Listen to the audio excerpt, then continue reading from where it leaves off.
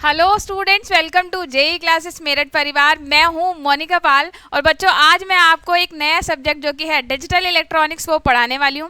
देखिए digital electronics जो subject है बच्चों बहुत ही इंटरेस्टिंग है और अगर मैं बोलूं एग्जामिनेशन पॉइंट ऑफ व्यू से बहुत ही गेनिंग सब्जेक्ट है। यानी अगर आप थोड़ा सा एफर्ट इस सब्जेक्ट में लगा लेंगे ना, थोड़ा सा दिमाग अगर आप इसमें लगाएंगे तो आपके लिए एग्जामिनेशन में एक बहुत बूस्टर की तरह साबित हो सकता है। यानी बहुत अच्छे मार्क्स आप इसमें ईजिली गेन कर सकते हो। डिजिटल इलेक्ट्रॉनिक्स जो सब्जेक्ट है ये हमारा सेमेस्टर सिस्टम में थर्ड सेम इलेक्ट्रिकल में पढ़ाए जाने वाला सब्जेक्ट है, जबकि जहां पर ईयरली डिप्लोमा कोर्सेज कराए जाते हैं वहां पर ये सेकेंड ईयर में पढ़ाया जाने वाला एक सब्जेक्ट है। किसी भी सब्जेक्ट को पढ़ने से पहले बच्चों बेहद इंपॉर्टेंट जो बात होती है वो होती है कि हम उसके बारे में कंप्लीट जानकारी ले लें। यानी कंप्लीट जानकारी का क्या मतलब है, हमें पता हो कि हमारे सिलेबस के अकॉर्डिंग, जिस बोर्ड के भी आप स्टूडेंट हैं उसके अकॉर्डिंग क्या क्या सिलेबस यानी कौन कौन से टॉपिक्स आपको कवर करने हैं और उन टॉपिक्स की क्या प्रायोरिटी है। यानी आपको टॉपिक्स की प्रायोरिटी भी सेट करनी आनी चाहिए। आपको पता हो कि कौन कौन सा जो टॉपिक है वो हमें मोर इम्पॉर्टेंटली पढ़ना है और किसको हमें कम इम्पॉर्टेंटली पढ़ना है, ये चीज़ें आपको पता होना चाहिए। तो जितने भी इलेक्ट्रिकल और इलेक्ट्रॉनिक्स के हमारे स्टूडेंट्स हैं वो इसको बहुत ध्यान से लास्ट तक इस हमारी क्लास को देखें ताकि उनको सिलेबस का एक कंप्लीट ना, अगर मैं कहूँ ना ब्लूप्रिंट, जब भी आप किसी सब्जेक्ट को पढ़ते हैं तो आपके दिमाग में उसका ब्लूप्रिंट पूरा होना चाहिए कि मुझे ये चीज़ें इसकी पढ़नी है और ये चीज़ बेहद इंपॉर्टेंट है जिसको मुझे बिल्कुल मिस नहीं करना है और ये चीज़ थोड़ी कम इंपॉर्टेंट है जिसको मैं हल्का फुल्का भी पढ़ लूँ तो चल जाएगा। तो इस तरह से जब हम सिलेबस को कम्प्लीटली अच्छे से ऑब्जर्व करते हैं तो हम एक सब्जेक्ट की अच्छी स्ट्रॉन्ग स्ट्रैटेजी बना लेते हैं। तो वो स्ट्रैटेजी बनाने के लिए इंपॉर्टेंट है कि आपको सिलेबस ध्यान से अच्छे से समझ में आए। दूसरी बात क्या होता है कि जो हमारे जितने भी चैप्टर्स दिए होते हैं, जो भी टॉपिक हमारे दिए होते हैं, कई बार हमारे जो स्टेट बोर्ड्स होते हैं उनमें ये सिलेबस का रिवीजन होता रहता है। कुछ टॉपिक हमारे नए ऐड कर दिए जाते हैं और कुछ हमारे पुराने टॉपिक जो है उनको रिमूव कर दिया जाता है। लेकिन आप सभी स्टूडेंट्स क्या करते हैं, नॉर्मली ऐसा ही करते हैं। जब मैं स्टूडेंट थी मैं भी ऐसा ही करती थी। हम सिलेबस को बहुत ज़्यादा ध्यान से नहीं पढ़ते हैं। हम जो भी बुक हमारे पास अवेलेबल होती है किसी भी पब्लिकेशन की, बस उसी से रट्टा लगाना शुरू कर देते हैं या जो भी टीचर हमें पढ़ा रहा है हम उसको फॉलो करना शुरू कर देते हैं। अच्छा सर ने ये पढ़ाया है, मैम ने ये पढ़ाया, हम ये पढ़ लेते हैं, इनफ है। लेकिन नहीं, क्योंकि जितने भी पब्लिकेशंस अवेलेबल हैं, जो बुक, जो ऑथर आपके पास बुक आपके पास अवेलेबल होंगी, उन बुक में आप देखेंगे कई बार क्या होता है जो इम्पॉर्टेंट टॉपिक हैं, जो नए रिवाइज टॉपिक हैं वो उसमें गिवन ही नहीं होते। या फिर क्या होता है कि जो टॉपिक रिमूव हो चुके हैं, जो हट चुके हैं, वो टॉपिक उसमें से रिमूव नहीं किए गए। तो आप क्या करते हो, जाने अनजाने में इम्पॉर्टेंट टॉपिक जो हमारे नए ऐड हुए हैं, क्योंकि कई बार जब भी नए टॉपिक ऐड होंगे तो वो इम्पॉर्टेंट होते ही हैं, तो उन इंपॉर्टेंट टॉपिक्स को आप मिस कर जाते हो, जबकि जो एक्स्ट्रा टॉपिक्स होते हैं उनको आप अननेसेसरली खामखा अपनी एनर्जी उनके साथ वेस्ट करते हो और उनको आप पढ़ लेते हो, जो कि एग्जामिनेशन पॉइंट ऑफ व्यू से बिल्कुल भी इंपॉर्टेंट होने वाले नहीं हैं। तो इसलिए ये ज़रूरी है कि आप क्या करें, जो आपका सब्जेक्ट है, केवल डिजिटल इलेक्ट्रॉनिक्स की बात नहीं कर रहे हैं, सभी सब्जेक्ट में आपको सिलेबस के बारे में कंप्लीट जानकारी होनी चाहिए।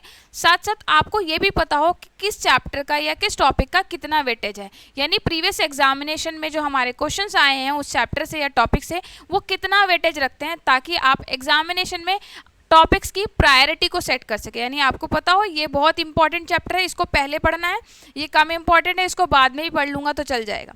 तो इसलिए हमारी आज की जो ये क्लास है वो बहुत ही इंपॉर्टेंट है, जिससे आपको डिजिटल इलेक्ट्रॉनिक्स की एक स्ट्रैटेजी बनाने में ना बहुत मदद मिलेगी, जिससे आपको पता चलेगा कि कौन कौन से टॉपिक हमारे बहुत इंपॉर्टेंट है जो पूछे ही जाते हैं। क्लियर? तो चलिए स्टूडेंट्स हम सिलेबस देख लेते हैं। देखिए पहला ही जो हमारा चैप्टर दिया हुआ वह है नंबर सिस्टम। नंबर सिस्टम जो है डिजिटल इलेक्ट्रॉनिक्स का बात करें तो बहुत ही बेसिक चैप्टर है। नंबर सिस्टम में हम पढ़ेंगे कई सारे नंबर सिस्टम के बारे में। देखिए नंबर सिस्टम जो अब तक हम बचपन से पढ़ते आए हैं वो है हमारा डेसिमल नंबर सिस्टम, जिसमें 0 to लेकर 9 तक के अंक होते हैं। आपको पता है कोई भी बड़ी से बड़ी संख्या आप बनाते हैं 0 और 0 से लेकर 9 तक के जितने भी अंक होते हैं उनकी हेल्प से ही आप बनाते हैं। लेकिन जो भी हमारे डिजिटल इलेक्ट्रॉनिक्स में काम करने वाले कंपोनेंट्स और डिवाइसेस हैं वो सभी बाइनरी पे काम करते हैं। तो हम नंबर सिस्टम में डेसिमल नंबर सिस्टम पढ़ेंगे, बाइनरी नंबर सिस्टम पढ़ेंगे, ऑक्टल नंबर सिस्टम पढ़ेंगे, हेक्साडेसिमल नंबर सिस्टम पढ़ेंगे। साथ ही साथ क्या पढ़ेंगे, इन नंबर सिस्टम का आपस में कन्वर्जन भी हम पढ़ेंगे, जैसे कि बाइनरी को डेसिमल में चेंज करना, डेसिमल को बाइनरी में चेंज करना, बाइनरी को ऑक्टल में करना, ऑक्टल को हेक्सा में करना, वाइस वर्सा। यानी कई सारे हमारे ऐसे कन्वर्जन के जो टॉपिक हैं वो इसमें पढ़ेंगे। एग्जामिनेशन के पॉइंट ऑफ व्यू से बात करूँ ना बच्चों, तो ये हमारी बहुत इंपॉर्टेंट एक चैप्टर है। इसमें जैसे ही आपका क्वेश्चन आएगा ना, तो आपको पहला ही क्वेश्चन जो आपका क्वेश्चन 1 होगा, उसमें आपको नंबर सिस्टम का क्वेश्चन ज़रूर ज़रूर ज़रूर ही मिलने वाला है, जिसमें नंबर सिस्टम कन्वर्जन का पूछ लिया जाता है। कोई भी कन्वर्जन का क्वेश्चन आपको दिया जाएगा, 2.5 नंबर में या 2 नंबर में क्वेश्चन दिए होते हैं, जिसमें किसी एक तरह के नंबर सिस्टम को दूसरी तरह के नंबर सिस्टम में कन्वर्ट करने के लिए पूछ लिया जाता है। क्लियर?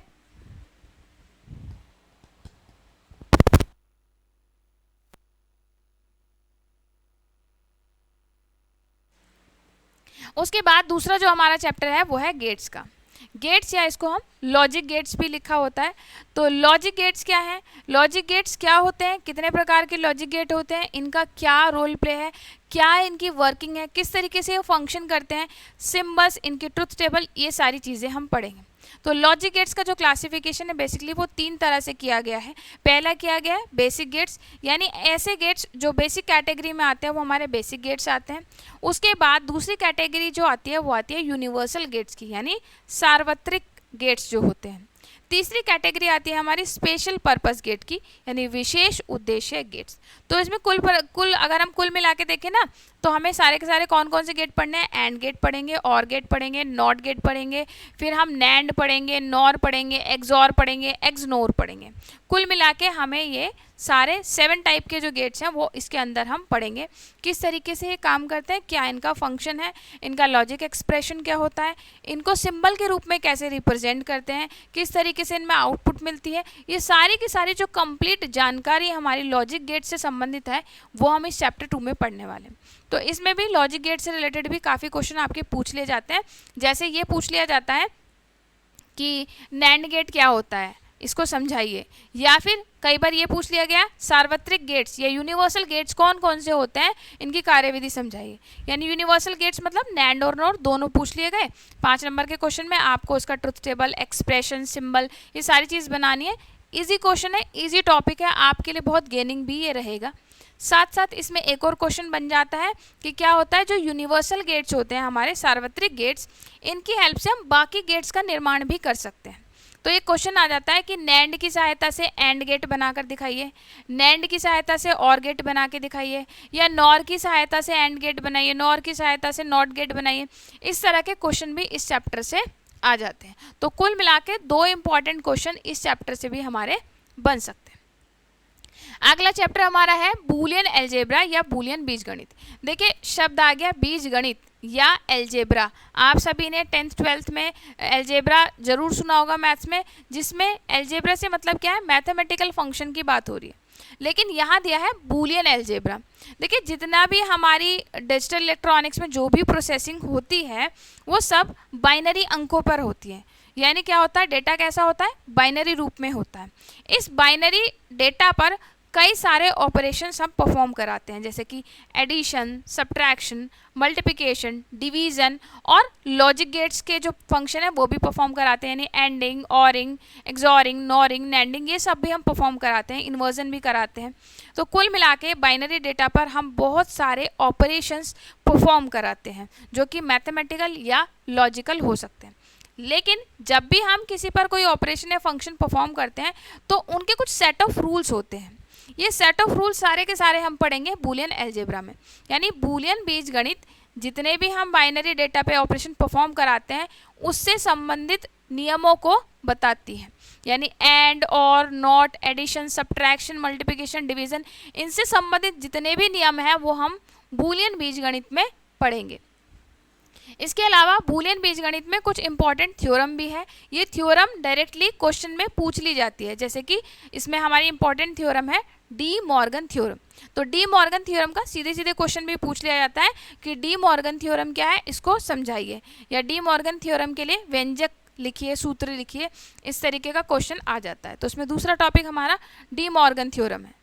साथ ही साथ इसमें अगर हम बूलियन एक्सप्रेशन जो हमारे होते हैं, जिन्हें हम लॉजिक एक्सप्रेशन भी कहते हैं, उनको हम सॉल्व करने के लिए, ये कह लो उनका सिंप्लीफिकेशन करने के लिए, यानी बूलियन एक्सप्रेशन के सरलीकरण के लिए हम एक और टेक्निक का यूज़ करते हैं जिसे कहते हैं के मैप।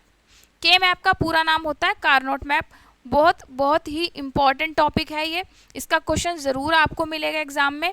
साथ ही साथ जब आप फर्दर आगे कॉम्पिटिटिव की तैयारी के लिए जाएंगे तो भी के मैप के और बूलियन एक्सप्रेशन के क्वेश्चन बहुत ज़्यादा पूछ ले जाते हैं। तो ये मैं अगर कहूँ इस चैप्टर में बेहद जो इम्पॉर्टेंट है वो है हमारा के मैप टॉपिक। क्लियर? आगे देख लेते हैं अगला जो चैप्टर हमारा चैप्टर नंबर 4 वो है कॉम्बिनेशनल सर्किट्स। कॉम्बिनेशनल सर्किट्स में हम क्या पढ़ने वाले हैं? अब हमने बताया आपको कि कई सारे बाइनरी ऑपरेशन आप परफॉर्म कराते हैं जैसे कि एडिशन, सब्ट्रैक्शन, मल्टीप्लिकेशन, डिवीजन। तो जब हम क्या करते हैं इनकी हेल्प से इन ऑपरेशन को परफॉर्म करने के लिए हम क्या करते हैं सर्किट बनाते हैं।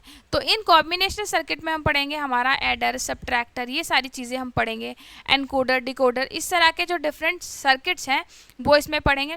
तो इसमें भी अगर मैं कहूँ 2 क्वेश्चन यानी 10 नंबर के क्वेश्चन आपकी पॉसिबिलिटी बनती है, जिसमें आपके 2 क्वेश्चन एडर का या सब्ट्रैक्टर का, इसी तरह से एनकोडर या डिकोडर का, इस तरह के क्वेश्चन हमारे आ जाते हैं। और इसमें एक और बनता है हमारा मल्टीप्लेक्सर भी इसी में आता है।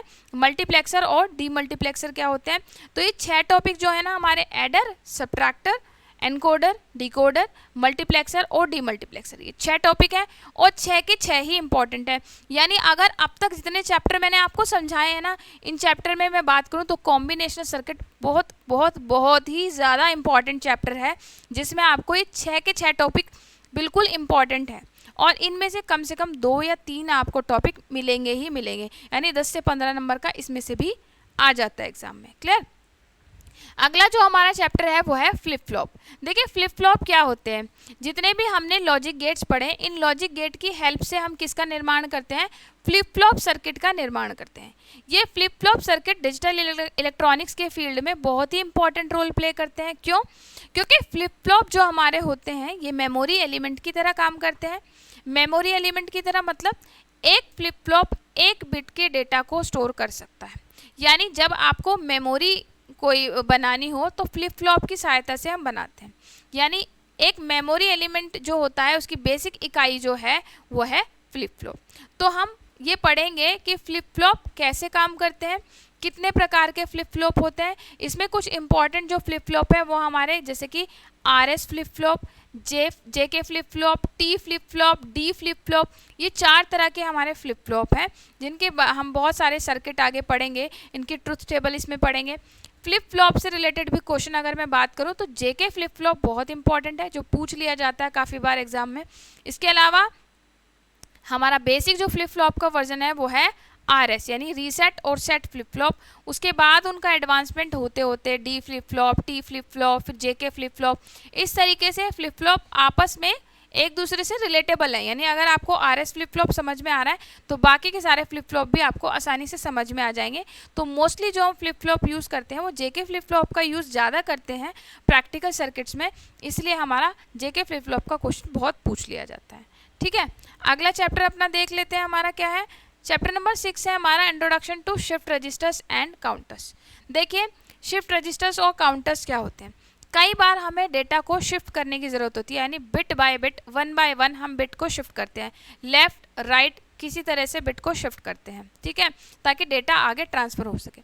तो डेटा की शिफ्टिंग के लिए जो हमारे रजिस्टर्स यूज़ होते हैं उनको कहते हैं शिफ्ट रजिस्टर्स। तो कई प्रकार के हमारे शिफ्ट रजिस्टर्स होते हैं, यूनिवर्सल शिफ्ट रजिस्टर है, लेफ़्ट शिफ्ट, राइट शिफ्ट, ये सारे शिफ्ट रजिस्टर हम इसमें पढ़ेंगे। इसके अलावा दूसरी जो इम्पॉर्टेंट हमारी एक सर्किटरी है वो है काउंटर। काउंटर का यूज़ होता है जितना भी हमने बाइनरी डेटा जो भी हम ट्रांसफ़र कर रहे हैं या रिसीव कर रहे हैं उसको कई बार काउंट करने की हमें ज़रूरत पड़ती है। 4 बिट का डेटा आपने ट्रांसफ़र किया या 8 बिट का डेटा आपने ट्रांसफ़र किया तो आपको उसे काउंट करने की ज़रूरत पड़ती है। तो ये जो सर्किट होते हैं ये हमारे काउंटर सर्किट कहलाते हैं। काउंटर सर्किट भी कई तरह के हो सकते हैं, जैसे हमारा अप काउंटर, डाउन काउंटर। ठीक है, एक अप डाउन काउंटर भी हो सकता है, यानी जो दोनों तरह से अपवर्ड भी और डाउनवर्ड दोनों डायरेक्शन में काउंट कर सके। Ripple counter. तो ये हमारे काउंटर सर्किट्स और शिफ्ट रजिस्टर्स के जो सर्किट है वो हम इसमें स्टडी करेंगे, किस तरीके से ये काम करते हैं, इनकी ट्रुथ टेबल क्या है, वो सब डीपली हम इसमें पढ़ेंगे। तो इसमें भी अगर मैं कहूँ ना ओवरऑल काउंटर का एक क्वेश्चन और ओवरऑल शिफ्ट रजिस्टर का एक क्वेश्चन इसमें से बन सकता है। अगला जो हमारा चैप्टर है वो है A to D and D to A converters, यानी एनालॉग टू डिजिटल कन्वर्टर और दूसरा है digital to analog converter.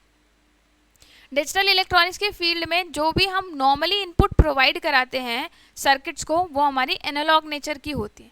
Mostly जो सिग्नल्स होते हैं वो एनालॉग नेचर के होते हैं, लेकिन डिजिटल इलेक्ट्रॉनिक्स के जितने भी कंपोनेंट्स हैं वो केवल डिजिटल सिग्नल पर ही काम करते हैं। तो उसके लिए हमें कई बार एनालॉग सिग्नल को डिजिटल सिग्नल में कन्वर्ट करने की ज़रूरत पड़ती है।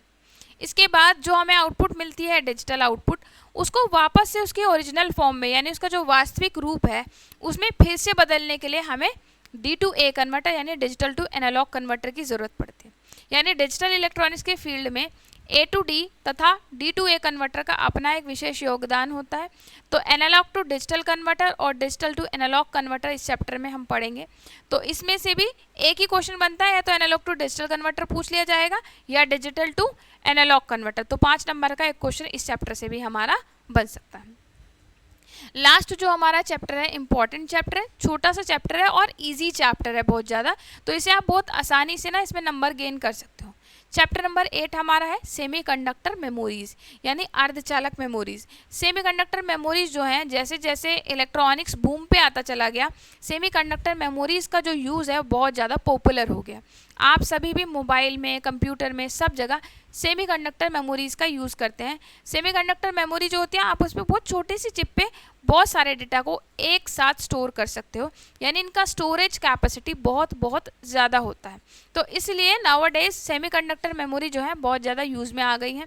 तो इसमें हम पढ़ेंगे कि सेमीकंडक्टर मेमोरी क्या होती है और सेमीकंडक्टर मेमोरी का क्लासिफिकेशन क्या होता है। इसमें 2 बेसिक क्लासिफिकेशन हमारे दिए गए हैं, रैम और रोम। आप सबने सुना भी होगा, जब आप फ़ोन खरीदते हैं तो आप पूछते हैं भैया इसकी रैम कितनी है, इसकी रोम कितनी है। सबसे पहला क्वेश्चन आपका यही होता है, क्योंकि इंपॉर्टेंट चीज़ होती है किसी डिवाइस के लिए मेमोरी। कोई डिवाइस कितने ज़्यादा टास्क परफॉर्म कर सकती है वो इम्पॉर्टेंट है, लेकिन उससे रिलेटेड टास्क से रिलेटेड जो डेटा है उसको भी तो स्टोर करने में कैपेबल हो। तो इसलिए सेमीकंडक्टर मेमोरी बहुत इंपॉर्टेंट रोल प्ले करती है। इसमें हम पढ़ेंगे रैम क्या होती है, कितने प्रकार की रैम होती है, जिसमें हम पढ़ेंगे डायनेमिक रैम क्या होती है, स्टैटिक रैम क्या होती है। फिर रोम के प्रकार पढ़ेंगे, रोम कितने प्रकार की होती है, एम रोम होती है, पी रोम होती है, ई पी रोम, ई रोम, ई प्रोम। इस तरह के हम इसके जो टॉपिक हैं वो आगे इसमें पढ़ेंगे। तो ये जो था हमारा कंप्लीट आज का सिलेबस डिस्कशन था डिजिटल इलेक्ट्रॉनिक्स का। तो आई होप बच्चों अब आपको अच्छे से समझ में आ गया होगा कि आपको कौन कौन से चैप्टर पे विशेष ध्यान देना है, कौन से आपके लिए बहुत ही इंपॉर्टेंट है जो आपको पढ़ने ही पढ़ने हैं। तो ये हमारे चैप्टर से हमें क्या होगा, एक पूरे सब्जेक्ट की स्ट्रैटेजी बनाने में आसानी मिल जाती है।